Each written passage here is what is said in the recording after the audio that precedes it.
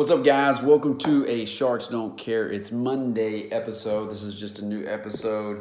Sorry for the hand. A new episode in the series that I'm launching. I'm launching a Lead with Impact podcast. By the way, if this is your first time to join, my name's Cole, and I'm the founder, lead follower. I need this more than anybody. It grounds me, guys. School of Man grounds me. I don't know where I would be without it, honestly. But why do Sharks don't care? There's a ton of memes out there. They're out there doing shark things. Basically, I'm looking for you not to be passive. I'm looking for you not to benchmark your life on a Monday and a Friday. I'm looking for you to be a fucking man, right? And to be a fucking hero. So that's what we're going to talk about today.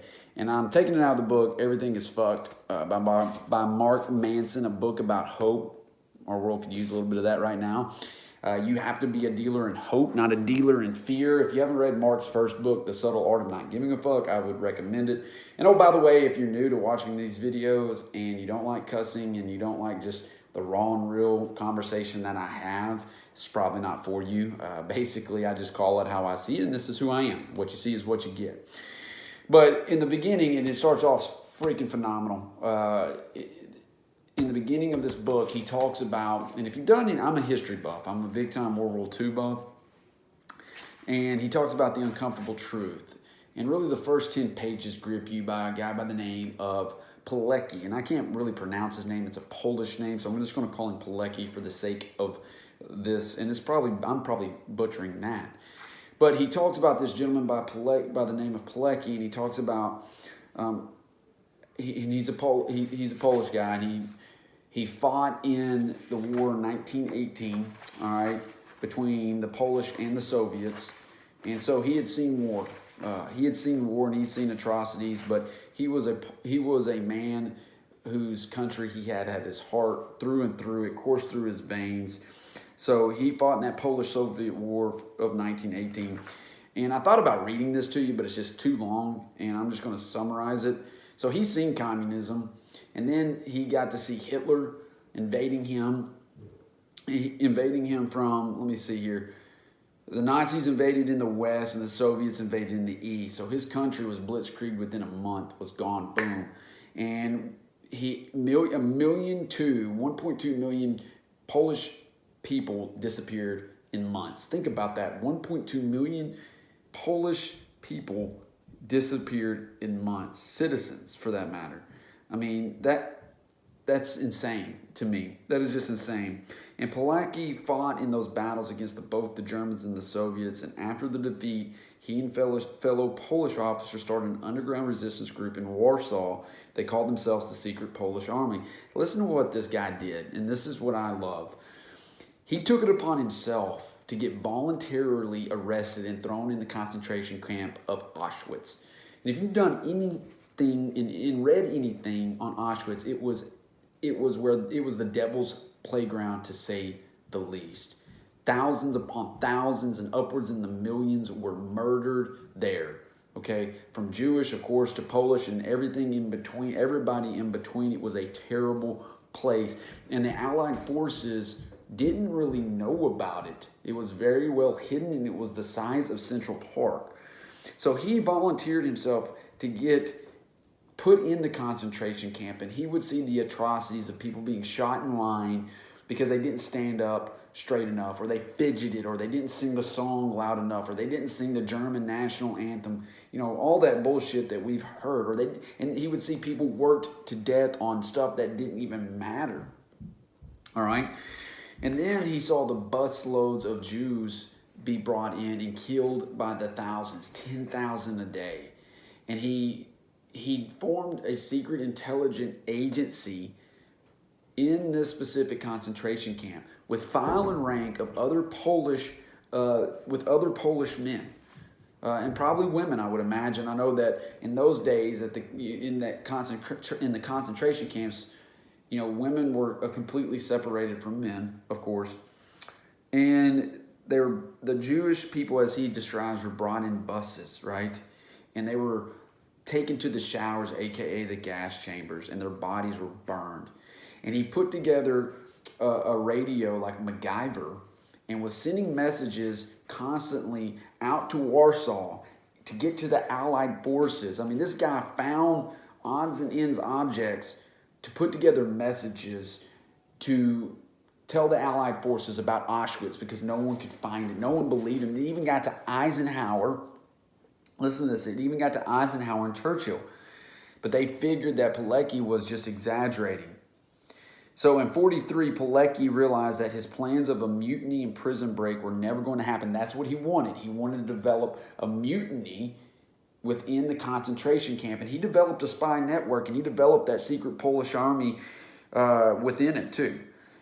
But he realized that the secret army out of Warsaw wasn't coming, nor were the Brits, nor were the Americans.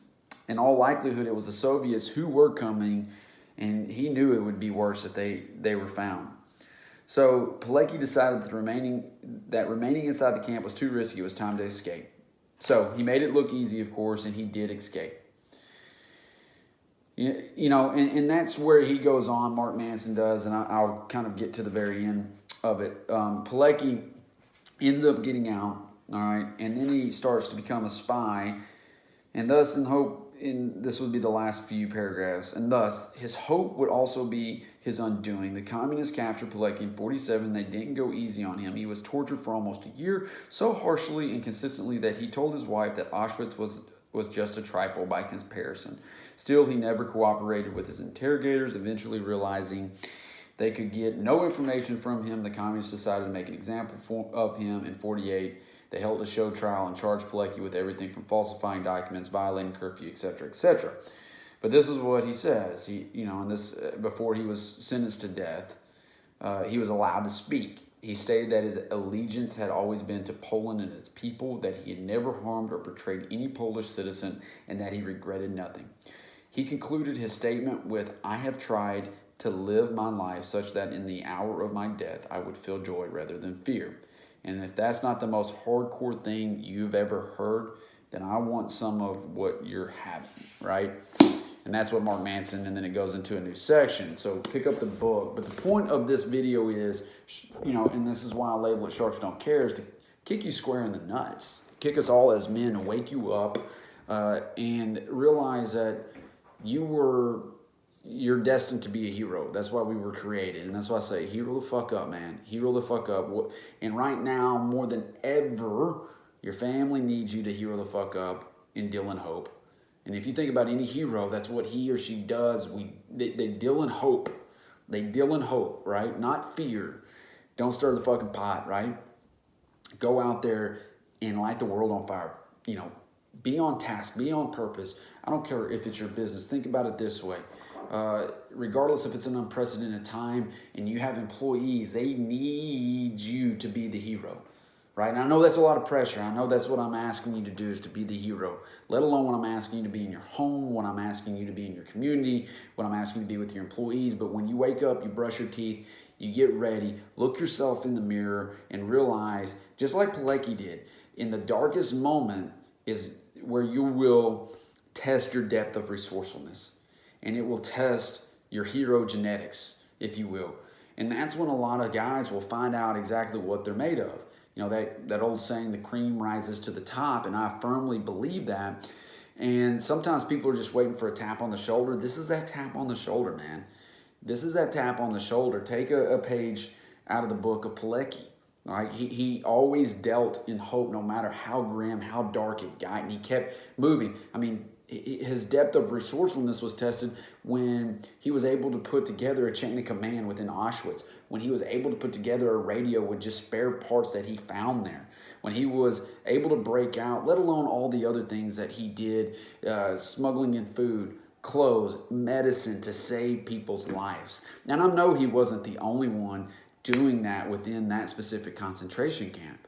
So we have no excuses, and that's the last thing I'll end on, is step back, right? Take a step back, get a global view. And that's what I like to do, is like, okay, it's COVID-19.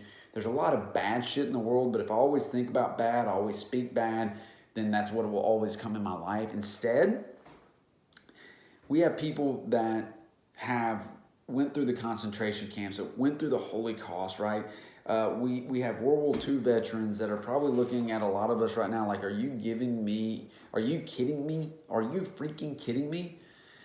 And so that's where you have to start changing that dialogue. It changes internally and then it will go externally. So next time you catch yourself in a conversation, whether it be about COVID-19, the market, or whatever else that creates speculation, stop it right there. Stop it right there. Change subjects. Turn it on a dime. Make it positive. That's where we need you right now more than ever. All right, guys. Sharks don't care if it's Monday. That's an episode. You'll see more of this along with my Lead with Impact podcast that'll be launching. Just a square kick in the nuts that we all need. Don't benchmark your days on Monday or Friday. It's a blessing every single day. So, and I'll leave you with this from that specific book and how he ended it. Die like a hero, going home. Aru.